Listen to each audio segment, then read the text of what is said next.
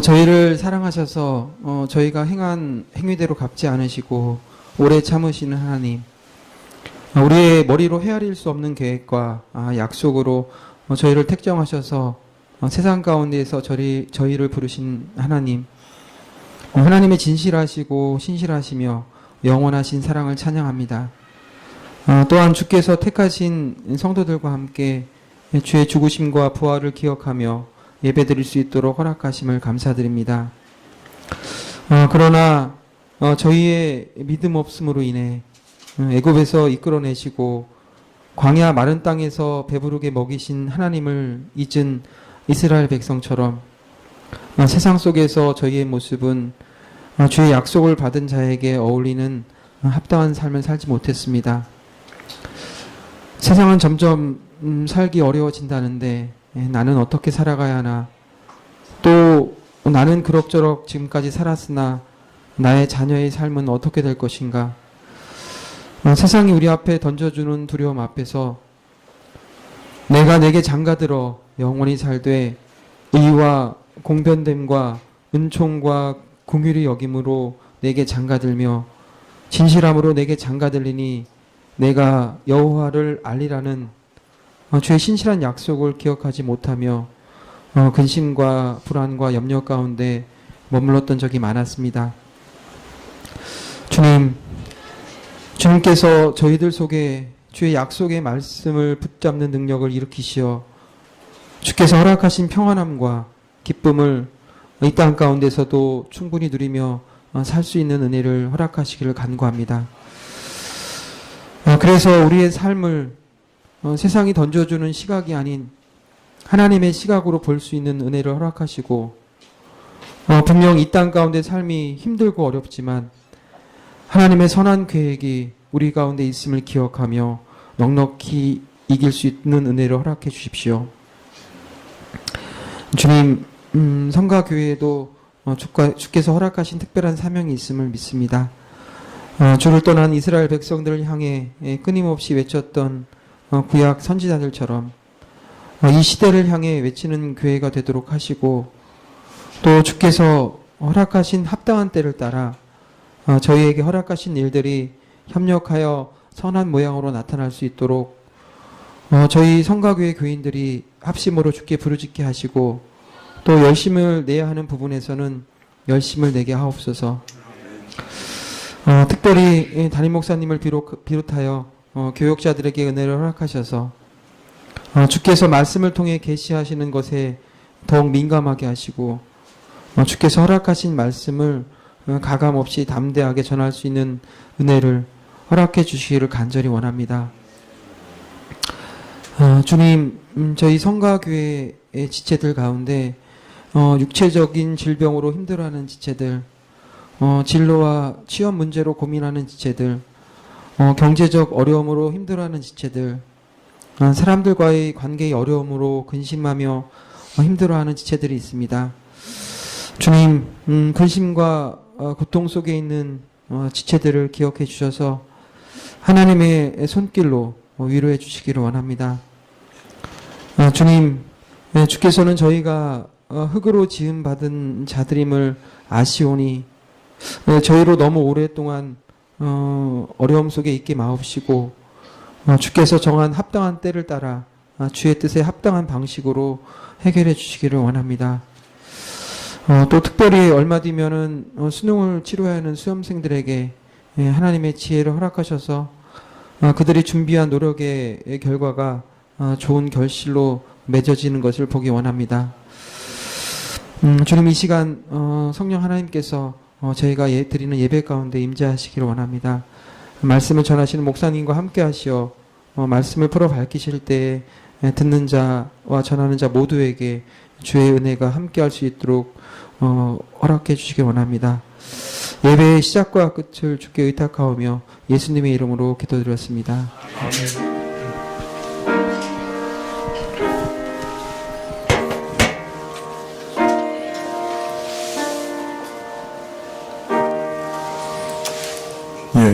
말씀은 계시록 3장 3절입니다.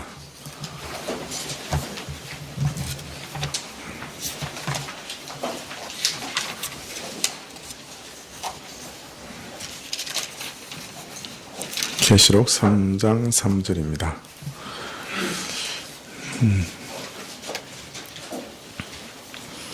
402쪽인데요. 3장 3절.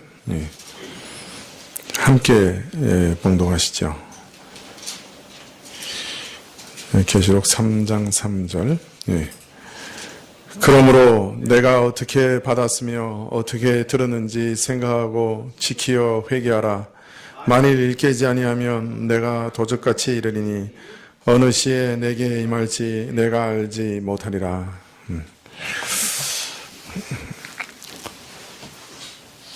주님은 사대교회를 향해서 내가 살았다 하는 이름은 가졌으나 죽은 자라 이렇게 선언하셨지요.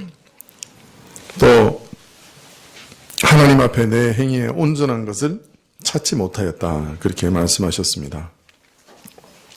여기서 온전하다 하는 말은 가득 채운다 하는 말입니다. 온전한 것을 찾지 못했다 하는 말은 가득 채우지 못했다 하는 말입니다. 항상 모자라는 모습, 가득 채워지지 않는 항상 모자란 모습, 부족한 모습을 보였다. 그래서 하나님 앞에서 죽었다 그렇게 평가를 받게 된 것이죠. 지난 두 시간 동안 그럼 하나님 앞에서 모자란 모습은 어떤 것인가 문맥을 따라서 조금 짐작해 봤습니다.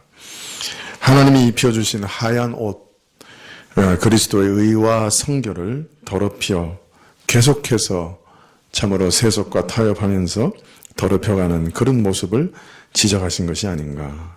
또는 우리가 어떤 일을 하든지 하나님 앞에서 행해야 되는데 사람을 의식해서 사람의 칭찬을 듣기 위해서 하나님이 아니라 사람만을 의식하는 그런 행동들을 계속했기 때문이 아닌가.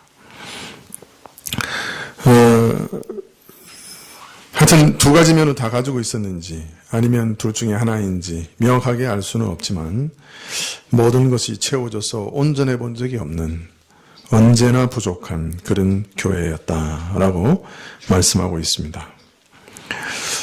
근데 사실 이런 말씀 들으면 모르겠습니다. 여러분은 어떠신지 모르겠는데 저는 참 마음이 섬뜩합니다. 정말 내가 언제 하나님 앞에서 온전하게 채워진 적이 있는가. 내 전부를 쏟아서 내 생명과 영혼과 마음과 몸을 쏟아서 주를 사랑하고 주를 온전히 섬긴 적이 있는가. 참 이런 말씀 앞에서 심령이 떨리는 것을 경험합니다.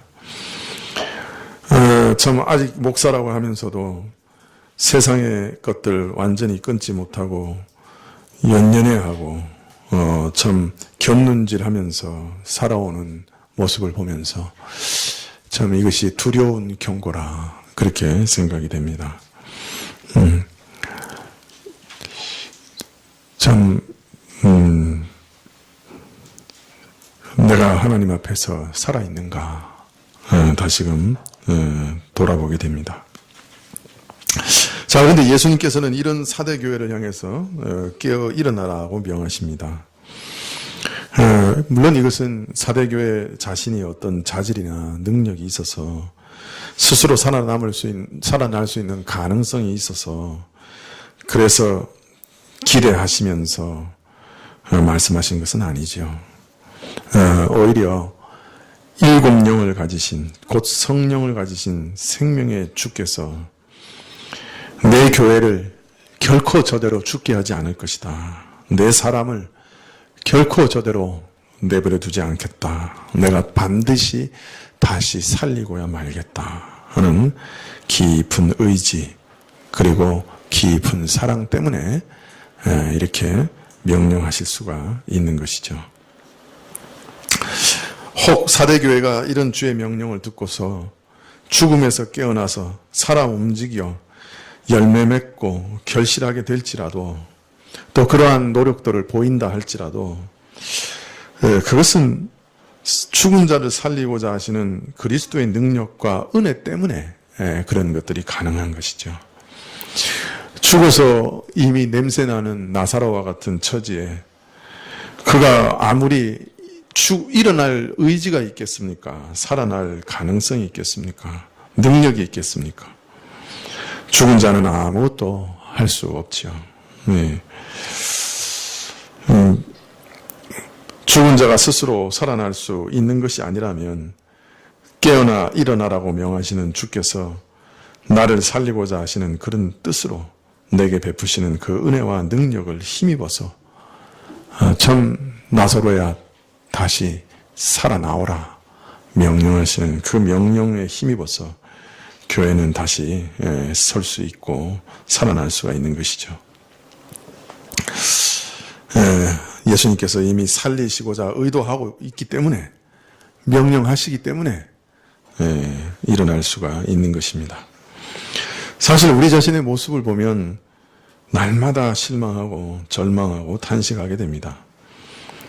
그래서 예수님께서 깨어나라, 일어나라 하시는 그런 명령이 우리가 붙들 수 있는 그 유일한 소망이라 말할 수 있겠죠. 내 힘으로 일어날 수 있다면 얼마나 좋겠어요. 그러나 내 힘으로 일어날 수 없는 자이기 때문에 그렇기 때문에 이 스스로 일어나라는 명령이 아니요. 내가 너를 일으키고자 하니 내가 살기를 원하니 나를 힘입어 일어나라는 말씀이기 때문에 소망을 갖게 되는 것입니다. 한 번도 채워진 적이 없고 모자란 나에게 주님의 이러한 말씀은 여전히 내가 살 소망을 가질 수 있는 유일한 근거라 할 수 있는 것이죠. 내가 너를 살리겠다. 그 말씀이 우리의 유일한 근거죠.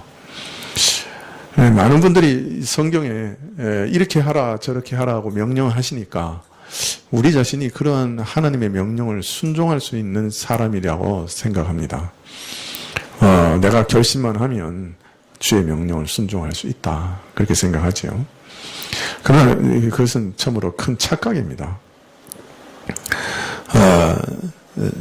어거스틴은 초대교회 그 큰 유명한 신학자인 어거스틴은 그 사실을 이렇게 얘기합니다. 주님 주께서 기뻐하시는 것을 제게 명하십시오. 그리고 그 제게 명하신 것을 제게 주십시오. 그러니까 다른 말로 말하면 주님이 명령하셨으니까 우리가 그것을 충분히 할 수 있다. 그것은 우리가 누군지를 모르는 얘기란 말이죠.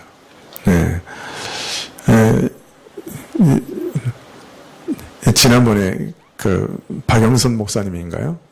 얘기하셨다 그러는데 우스갯소리로 천사가 공동묘지에 딱 내려와서 선포를 했다는 거예요. 나팔을 불면서 그 공동묘지에 누워있는 시체들한테 자 저기 골대까지 선착순으로 한 바퀴 돌아와서 선착순으로 여기 오둠까지 서는 사람 내가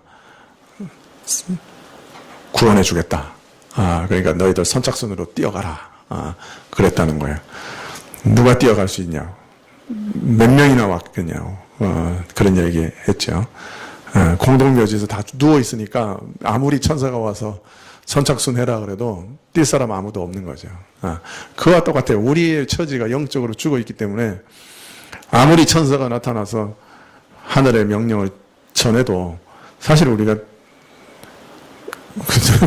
선착순 해라 그래도 못 뛰어요. 능력이 없기 때문에 죽어 있으니까. 그거 마찬가지. 우리 그런 처지라고요. 하나님 명령을 십계명 우리에게 온갖 좋은 명령 하시지만 내가 결심만 하면 내가 할 수 있으리라. 그러니까 해보면 알아요. 네, 우리가 안 해봐서 몰라요. 내가 진짜 마음으로부터 하나님을 온 마음과 온 뜻과 온 정성을 다해 사랑해 보리라. 내가 이웃을 정말 내 몸처럼 사랑해 보리라. 한 번만 해보세요. 가능한 일인가? 참 마음으로 사람을 미워하지 말고 마음으로 용서하고 마음으로 가늠하는 생각하지 말고 마음으로 탐내지 말고 순종해 보시라. 순종하려고 그러면 더 우리 속에 있는 악한 것들을 발견하게 될 거예요. 그런데 그 명령하시니까 나는 순종할 수 있을 것이라. 그건 착각이란 말이에요. 죽은 자가 무슨 어떻게 그 명령을 따르겠습니까?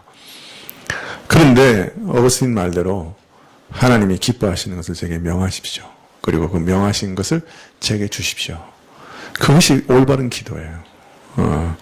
그 행할 능력도 성령 하나님이 주시는 것이란 말이에요. 오늘 교회도 너 깨어서 일어나라. 죽었다고 선언하신 다음에 깨어서 일어나라. 죽은 놈이 어떻게 일어나냐고. 그죠? 그러나 그 명령에 따라서 교회가 일어날 수 있는 것은 그 명령을 하시면서 성령을 보내시기 때문에 가능해지는 거라.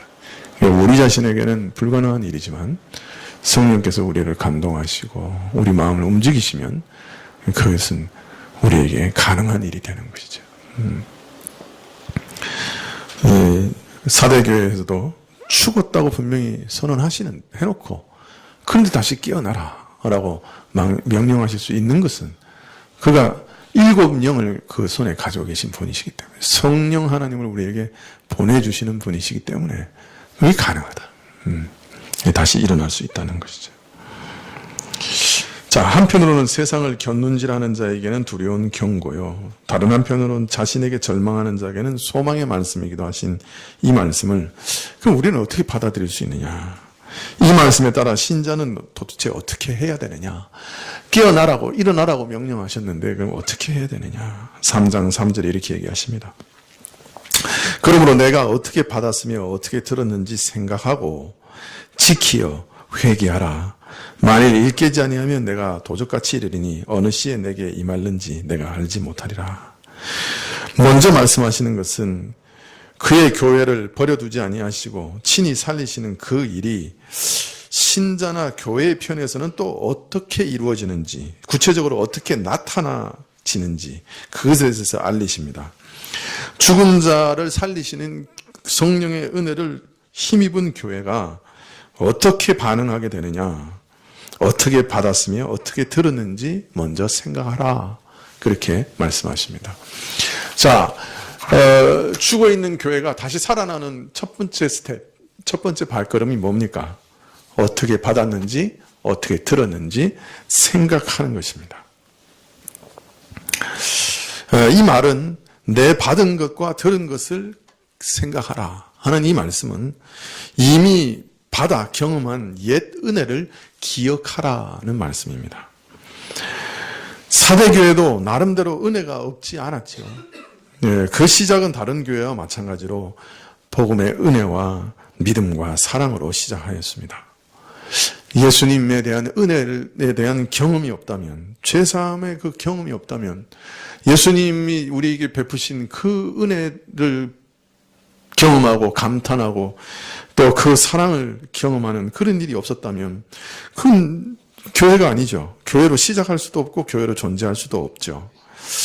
그렇기 때문에 분명히 이 사대교회는 이것으로 시작한 것이에요. 이것이 없었다고 하면 사람들이 아무리 모였다 할지라도 그건 교회가 아니죠. 사대교회도 그렇기 때문에 분명히 받은 은혜가 있었어요. 그 시작은 복음으로 주님이 나를 위해 희생하신 그 희생에 대한 사랑으로 주님의 또한 보이신 그 사랑으로 그 교회가 시작된 거예요. 자, 그런데 시간이 흐르면서 점점 졸기 시작했어요. 네. 오늘 같이 점심에 맛있는 음식이 나오면 이때쯤 되면 이제 슬슬 졸리죠. 예. 깰 때라 주의 아들아. 예. 네, 슬슬 졸리기 시작해요. 신자들은 사실은 우리 주님과 끊임없는 교통을 통한 생명력을 공급받아야 돼요. 여러분, 이제 다음 시간에 나오겠지만 영생이라고 하는 것도 바로 그런 거예요. 끊임없는 교통이 바로 영생이에요. 하나님과 끊임없이 접촉하면서 교제함으로 생명을 얻는 거예요. 그래서 에덴 동산에서는 두 가지 생명이 있었어요. 육적 생명은 무엇으로 공급을 받아요? 열매를 통해서, 그죠? 씨 맺는 채소를 통해서 육신이 먹고 생명을 유지합니다. 그러나 영적인 생명은 무엇으로 유지하는 거예요? 하나님과의 교통을 통해서 유지하는 겁니다. 네. 우리는 오늘도 이 하나님 앞에 나와서 예배드리면서 하나님과 교통하고 있는 거예요. 하나님을 향해 마음을 열고 하나님을 향해 내 마음에 있는 기도를 올려드리고 또 하나님의 설교를 들으면서 하나님의 말씀을 듣고 이러한 생명의 교통 속에서 내 영혼이 호흡하면서 내가 오늘도 영생을 누리고 있는 거예요. 그래서 이러한 접촉, 주님과의 끊임없는 교제가 없이는 이 신자는 그 영적 생명을 유지할 수가 없어요. 그러나 사실 얼마나 직장 생활이 바빠요. 그냥 요새 보면 뭐 거의 11시, 12시, 어떤 때는 1시, 2시예요. 이거 뭐 사람 죽이자는 얘기지. 하여튼 이 모 대통령이 그냥 뭐 경쟁 사회를 만드시는 바람에 그냥 뭐 꼭 그분 또 덕택은 아니죠. 그 이전부터 이미 그렇게 시작돼 있었죠. 네. 그게 이제 그때 화두가 된 거겠지만은. 하여튼 얼마나 경쟁이 치열해요. 그냥 직장 생활이 얼마나 바빠요. 또 자녀 양육에 옷에 얼마나 시간이 많이 들어요. 그냥 뭐 옛날에는 그냥 초등학교 가방 하나만 메고 발로 차서 보내면 됐어요. 근데 요새는 초등학교에 가면 그때부터 준비장이 매일 날라와요. 그죠? 뭐 준비하라. 이거는 애보다 엄마가 학교 가야 돼요. 학교 가는 거예요, 사실. 직장 생활도 바빠. 애들 돌아보는 것도 바빠. 아이고. 주님 앞에 머물러 있는 시간이 너무 부족해요. 그냥 그렇게 지치다가 집에 오면 피곤하니까 멍하니 TV 좀 보다가 그냥 발도 안 씻고 자는 거예요. 그리고 아침에 일어나서 또 정신없이 준비해가지고 출근합니다. 참 집에 돌아와 가정 예배도 가족과 함께 드리고 싶고 새벽에 일어나 성경도 읽고 기도하고 하루를 시작하고 싶지만 실천에 옮기는 것은 하늘의 별 따기만큼 어렵습니다. 근데 이런 생활이 반복되다 보면 이상해요. 마음이 칼칼해지고 예민해지고 신경질이 늘어나고 신자는 그래요. 뭔가 자꾸 신자는 그래요. 다른 사람은 모르겠는데 신자는 그렇게 돼 있어요. 이상하게 뭔가 삐끄덕거리기 시작해요. 그리고 무엇보다도 자꾸 주님으로부터 마음이 멀어져요. 이렇게 감각이 이렇게 무뎌져 가요. 이렇게 되면 처음에는 참 마음이 그렇게 뜨겁고 감격스럽고 그랬던 것들이 모르게 점점 이렇게 식어가는 거예요. 그리고 이게 지루해지기 시작해요. 영적인 것들이 지루해지기 시작해요. 그렇게 되면요, 또 한 가지 재밌는 거는 세상 일이 점점 무거워져요. 그리고 삶이 점점 더 바빠져요. 그리고 사면초가가 돼요. 옥죄어져 와요. 그러니까 이 꽉 짜인 일상의 스트레스를 어떻게든 풀어야겠는데, 주님 앞에 가서 내 마음을 탁 내려놓고 정말 그냥 탄식하며 기도하고 그냥 부르짖고 이러면 그냥 마음이 좀 시원해지겠는데 이상해요. 그게 점점 어려워지는 거예요. 하나님께 나가도 마음이 답답. 뭐가 이렇게 안 풀려요. 뭐가 벽이 있는 것 같아요. 그래서 기도와 예배드리는 일이 이제 그만 담담해집니다. 조금 지나면 있어도 그만, 없어도 그만 기도와 예배드리는 일이 이렇게 별로 도움이 되는 것 같지가 않아요. 이제 안 드려도 살 것 같아. 역으로 말하면 이상해. 이전에는 그 기도 없이는 못 살았는데 이제는 그거 없어도 그냥 계속 호흡하고 사는 거예요. 존재하면서 살아. 이제 그때 무슨 일이 일어나냐면 믿고 나서 한동안 잊어버렸던 세상 일들이 이전에 그처럼 쫓아다니며 재밌던 그런 세상 일들이 새록새록 생각이 나는 거예요. 예전에는 친구하고 그래도 이럴 때 카페나 이런 데 가서 또 술집에 가서 맥주 한 잔 탁 하면서 또 세상 얘기하고 재밌게 살았는데 예수님 믿은 다음에 그런 것도 없고 슬슬 이제 옛 애굽의 파, 마늘, 부추, 생강, 수박, 참외 생각나기 시작합니다. 그래서 거기서 점점 시간과 정신을 빼앗기면서 살아갑니다. 그러면 이제 신앙생활은 점점 무거운 짐이 됩니다. 주와 복음을 위해 시간을 내고 헌신하는 것이 부담스럽습니다. 매주일 예배 드리는 것까지 부담이 됩니다. 세상의 재미난 일을 따라가든지 아니면 집에서 그냥 푹 자고 싶습니다. 이런 일이 지속되면 영적인 일이 지겨워집니다. 이와 함께 그 안에 항상 역사하던 생명의 역사가 점점 식어집니다. 그리고 완전히 나중에는 그쳐지고 맙니다. 그렇게 되면 내가 믿는 자인지 불신자인지 이제 구별이 되지 않습니다. 사람들이야 옛날과 똑같이 교회도 나오고 예배도 참석하니까 뭐 예전과 뭐 똑같다. 뭐 그래도 참 교회 열심히 다니네. 이렇게 얘기하겠지만 그러나 내가 내 속을 안단 말이에요. 이전에 느끼던 것들이 없어졌어요. 내 안에 성령의 감동이 없어졌어요. 하나님을 즐거워하고 영적인 일들을 기뻐하던 것이 없어져 버렸어요. 찬송의 감격이 없어졌어요. 기도의 열심이 없어졌어요. 뭔가가 자꾸 빠져나가요. 주를 사랑하는 마음이, 또 주님이 나를 사랑하신다고 하는 그 감격이 뭔가 식어져 가고 있어요. 없어졌어요.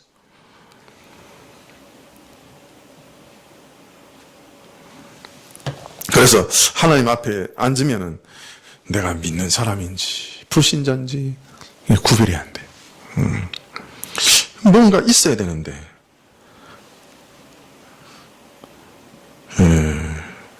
속이 텅텅 비었어요. 속이 텅텅 비었어요. 뭐가 가득 차야 되는데 텅텅 비었어요. 그래서 신자인가 불신자인가 구별이 안 된다.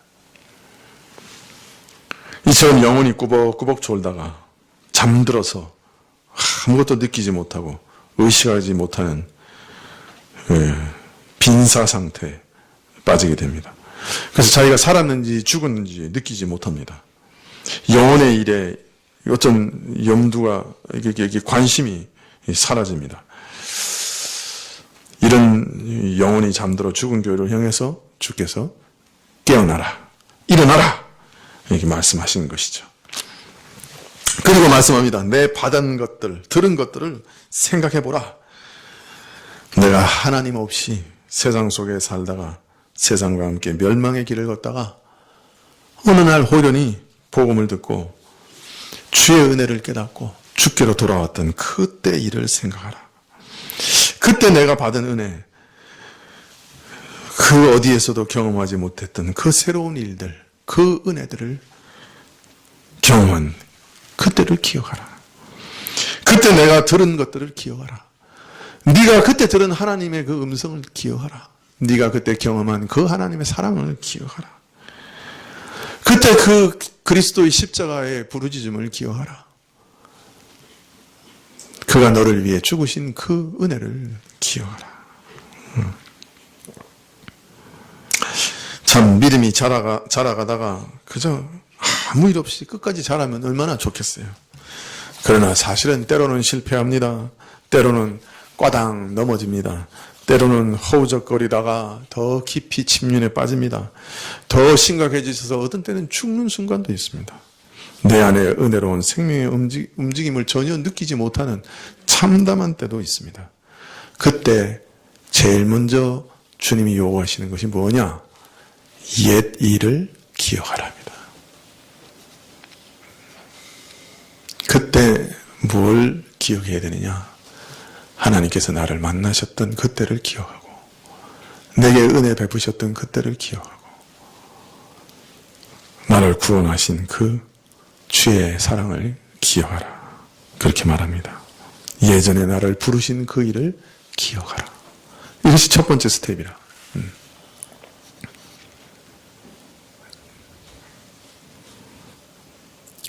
참 어릴 때부터 교회 출석하고 말씀을 듣고 좀 암송도 하고 찬송도 부르다가 그러나 어느 날 하나님께서 나를 찾아오셨어요. 만났어요. 하나님을 향해서 내 영혼이 열렸어요.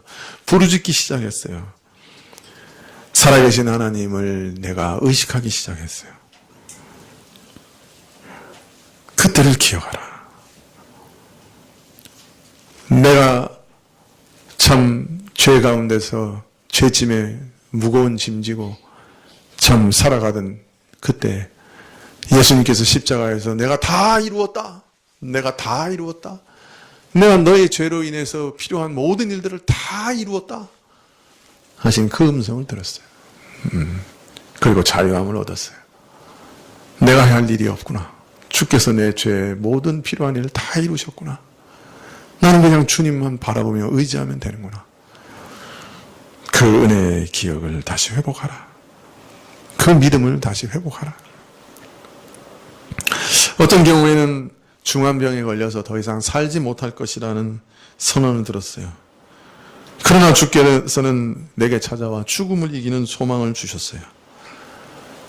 그때 이를 기억하라. 희미해진 은혜를 회복하라. 그렇게 말씀하셔요. 세상 속에서 참 방황하면서 유혹에 흔들리고 참 고통하던 때 분연히 마음속에 내가 이리 살지 않으리라. 내가 주를 따르리라. 내가 내 생명과 몸을 주께 드리리라. 그렇게 헌신했던 그때가 있었어요. 그때를 기억하라. 그렇게 말씀합니다. 주 외에는 내가 그 무엇도 의지하지 않고 바라보지 않겠다고 결심했던 그 때를 기억하라. 주님이 주신 은혜의 감격에서 감사의 눈물을 흘릴 때가 있었어요. 주님께 내 모든 삶의 순간순간을 참 감사하다고 좀 고백했던 때가 있었어요. 그래서 기쁨으로 찬송하던 때가 있었어요. 온 밤을 지새우며 찬송할 때가 있었어요. 그때를 기억하라. 그때를 기억하라. 물론 신자가 항상 과거의 은혜만 매달려 있는 것은 바람직하지 못하지요. 오히려 장차 이루게 될 완전한 목표를 바라보고 매일 힘있게 걸어나가는 것이 정상적이고 바람직한 모습이지요. 그러나 우리가 잘못되었을 때, 곁길로 들었다고 생각되었을 때, 실패하고 무너져 앉아있을 때, 내 영혼이 감각 없이 넘어져 있고 죽어 있다고 느낄 때 하나님께서 내게 은혜 베푸셨던 것을 기억하라. 그렇게 말씀하십니다. 그렇게 되면 분명 도움과 유익이 됩니다. 내가 그때로 돌아가야지. 내가 여기 이렇게 널브러져 있으면 안 되지. 생명의 역사가 그치고 죽은 교회를 향해 주께서 내가 처음 받은 은혜와 가르침을 기억하라 하신 것은 옛 추억에 잠겨 있으라는 말은 아니죠. 옛 일을 기억하라고 하는 것은 처음 시작에 비추어 얼마나 떨어졌는지, 어디서 떨어졌는지, 어디서 실패했는지, 어디서 미끄러졌는지, 얼마나 멀리 벗어났는지 확인해 보라. 그리고 다시 그 은혜를 기억하고 돌아오라. 그 은혜를 회복하라.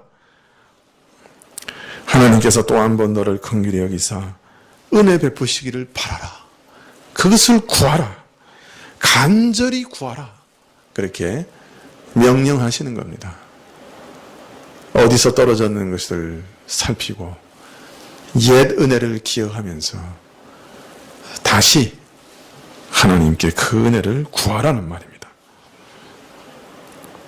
쉽게 말하면 무엇이 옳고 바른 것인지, 무엇을 내가 구해야 되는 것이, 내가 뭘 바라야 되는 것인지 옛 나를 돌이켜 다시 확인하고, 옛 은혜를 돌이켜 다시 확인하고 그리로 돌아가라는 말입니다. 잃어버린 것을 다시 구하고 회복하라는 말씀입니다. 그리고 사대교회를 향해서 지키라고 말씀합니다. 지키라는 말은 손에 놓지 말고 계속 붙잡고 있으라는 말입니다. 내가 스스로 떠나 잃어버린 것을 영영 포기하지 말고 그 기억하고 그 내 속에 남겨두신 그 은혜의 잔재를 떠나보내지 말고 그 옛 기억을 힘있게 붙잡고 다시 그리로 돌아가라는 말입니다. 그리고 회개하라고 명령하십니다. 정상적인 상태로 돌아와라. 회복하라. 건강한 상태로 돌아오라. 회개하라. 그렇게 말씀합니다. 돌이켜 생각하여 옛 은혜를 기억하고 그것을 떨쳐보내지 말고 손으로 붙잡고 그리고 그 옛 은혜로 돌이키라. 회개하라. 이것이 죽어 있는 교회가 반응하는 옛 살아있는 상황으로 다시 소생하는 방식이라는 말입니다.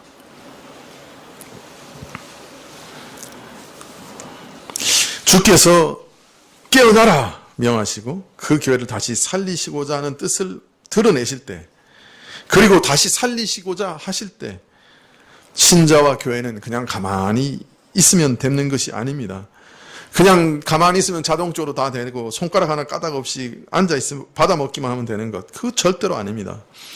오히려 처음 상태에서 내가 불신앙과 멸망의 저주 속에 있다가 주의 은혜로 부르심을 받아 새 삶을 시작했던 그 상태에서 내가 얼마나 멀리 떠나 있는지 깨닫고 그때로 돌아가고자 애써야 되는 것입니다. 그렇게 애쓰는 가운데 하나님의 성령께서 역사하시고 은혜를 베푸시는 겁니다. 물론 이것은 나 혼자 힘으로 내 스스로 이루어가는 것은 결코 아닙니다.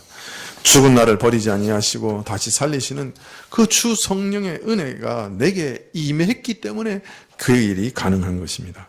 그러나 주께서 내게 이런 은혜를 주실 때 내 안에서 일어나는 일은 어디서 떨어졌는지 생각하고 통회하고 뉘우치고 그 은혜를 붙잡고 회개하고 돌이키는 것입니다.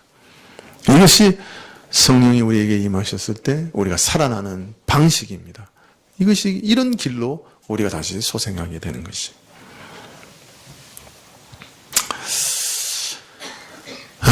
참 지금의 한국 교회를 보면 참 지난 한 주간 동안 하나님 앞에서 앉아 있었습니다. 막막하게 참 기도를 어떻게 해야 되나. 참 기도를 어떻게 해야 되나. 그런 생각으로 참 막막했습니다.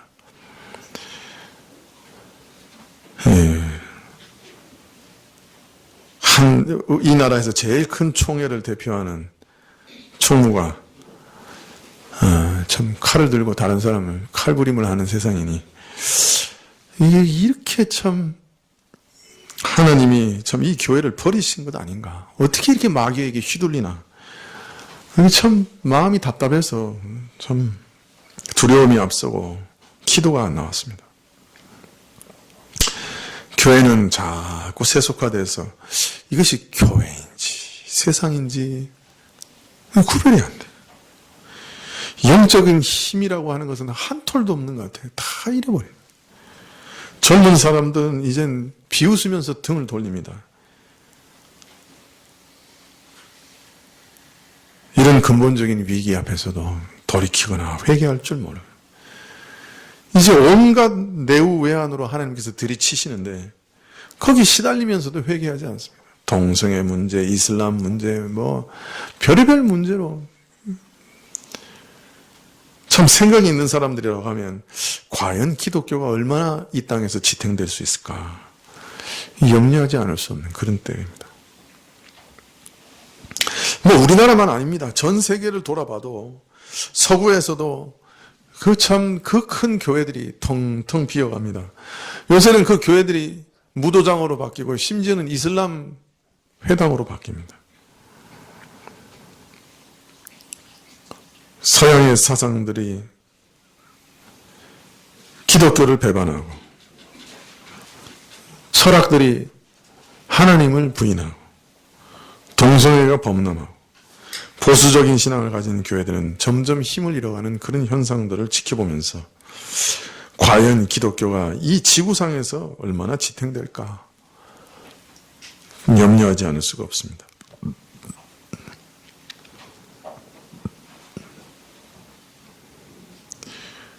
그럴 때 이 사대교회를 보며 위로를 얻었습니다. 또 시편 77편을 보면서 위로를 얻었습니다. 시편 77편 2절부터 보면 이런 말씀이 있습니다. 나의 환난 날에 내가 주를 찾았으며 밤에는 내 손을 들고 거두지 아니하였으며 내 영혼이 위로받기를 거절하였도다. 내가 하나님을 생각하고 불안하여 근심하니 내 심령이 상하도다. 주께서 나로 눈을 붙이지 못하게 하시니 내가 괴로워 말할 수 없나이다.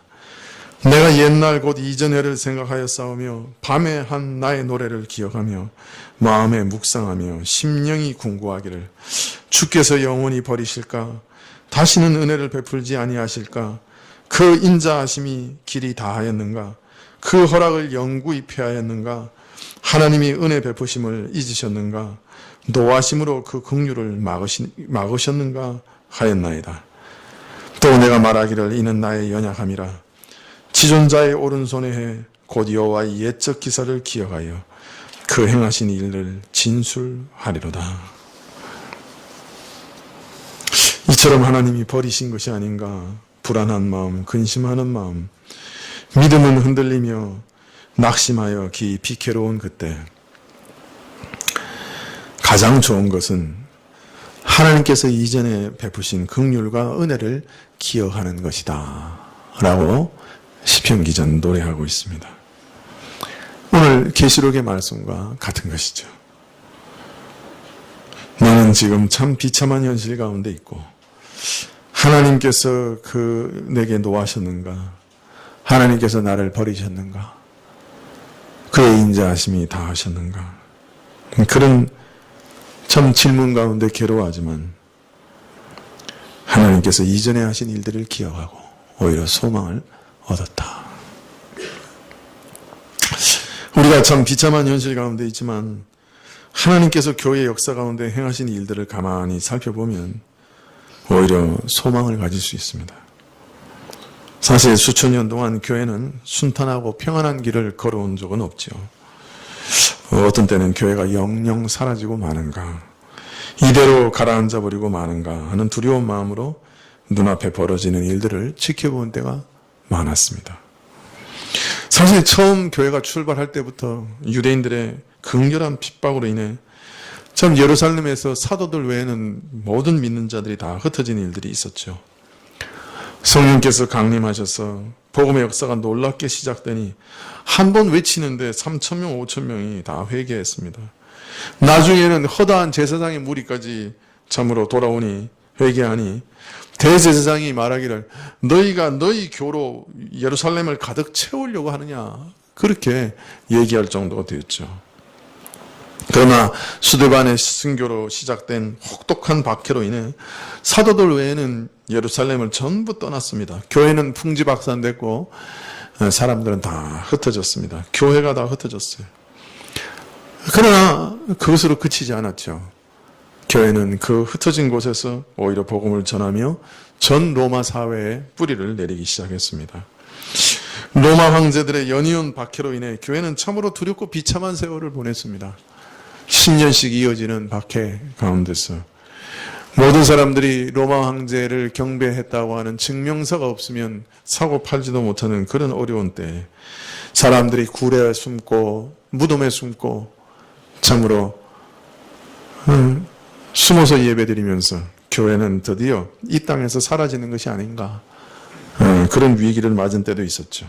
그러나 콘스탄틴 황제가 기독교를 공인하자 로마 제국이 기독교화되어 나갔습니다.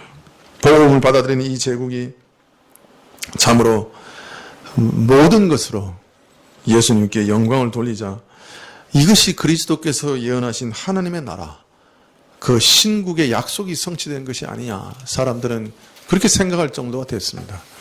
그러나 그 로마 제국도 서코트 쪽의 내습으로 인해서 완전히 멸망했죠.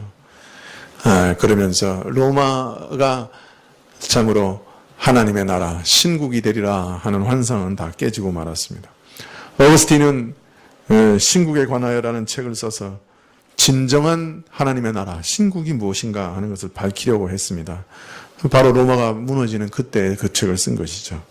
어거스틴 자신도 감독으로 있던 그 북아프리카의 히포가 이민족인 반달족에 완전히 포위되어 함락 직전에 죽음을 맞이합니다. 이제 유럽은 완전히 복음이 없는 어둠 가운데 떨어진 것 같았습니다. 게르만화되고 어디에도 문명과 기독교는 찾아보기 어려운 것 같았습니다. 야만이 유럽을 집어삼켰습니다. 하나님이 그때 내버려 두셨습니까? 그렇지 않았습니다. 아일랜드에 있는 한 수도원이 하나님의 복음을 보존하고 있었습니다. 거기서부터 일어난 켈트 수도사들이, 그 전도자들이 온 유럽을 다시 복음화시켰습니다.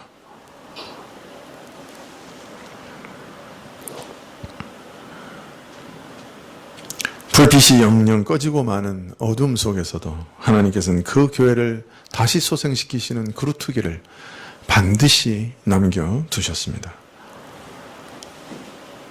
이것은 교회가 가진 어떤 인내나 성품이나 덕성 때문이 아니라 하나님의 긍휼과 변함없는 사랑 때문이었죠. 교회는 바로 이것을 붙잡아야만 됩니다. 하나님께서 긍휼로 남겨두신 그것을 여전히 붙잡아야 합니다. 오늘 말씀에서 사대교회를 향해서 그렇게 하신 것처럼 언젠가 때가 되면 그리스도께서 마치 죽은 것 같은 우리를 향해서 깨어나라 그렇게 말씀하실 겁니다. 오늘 온 유럽이 마치 게르마나 되어서 복음의 빛이 다 사라진 시대만큼 심각한 위기를 맞고 있습니다.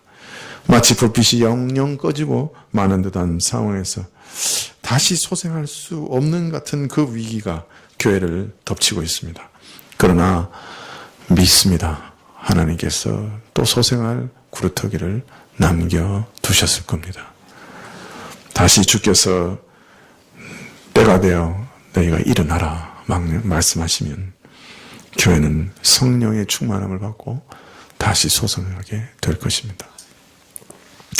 신자 개인도 마찬가지입니다. 참 바쁜 와중에 육체의 힘은 바닥나고 인내도 바닥나고 점점 지쳐서 졸며 자며 좀 죽는 것 같은 그런 때에도 우리가 소망이 있는 것은 예수님이 우리를 버리지 않으시기 때문입니다. 또 예수님이 깨어나라 명하시기 때문입니다. 지금 우리에게도 명하시고 계십니다. 아무 감각도 없고 영혼이 죽은 것 같은 상황에서 우리 주님이 명령하시면 다시 일어나게 될 것입니다. 그러나 그렇게 다시 서기 위해서는 성령께서 처음 우리에게 주신 그 은혜를 기억해야 합니다. 그 은혜를 붙잡아야 합니다. 돌이켜 회개하시는 그 성령의 감동을 따라가야 합니다. 처음 받은 은혜와 가르침을 기억하고 우리의 실상을 파악하고 본래의 것을 지키려고 몸부림쳐야 합니다. 붙잡아야 합니다. 기도해야 합니다. 예배와 감사와 찬송을 회복해야 합니다. 어디서 떨어졌는지 회개하며 돌이켜야 합니다. 성령이 우리에게 임하시면 또 우리는 이 일을 할 것입니다. 넘어지고 또 넘어진다 해도 끝까지 이 일을 할 것입니다. 기도하시겠습니다.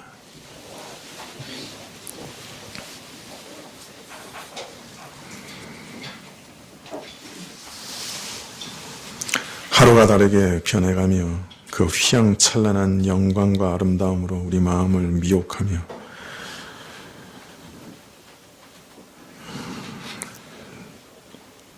참으로 주께 우리 마음을 모으는 것을 항상 방해하는 이 세상의 유혹에서 우리를 지켜주십시오. 잠시 눈앞에 있다가 사라질 그것에 붙잡히지 않게 하시고 그 너머에서 우리를 기다리는 영원한 것을 바라보게 해주십시오. 우리 마음에 참 신령한 눈을 띄어 참으로 우리 자신과 하나님을 보게 해주십시오.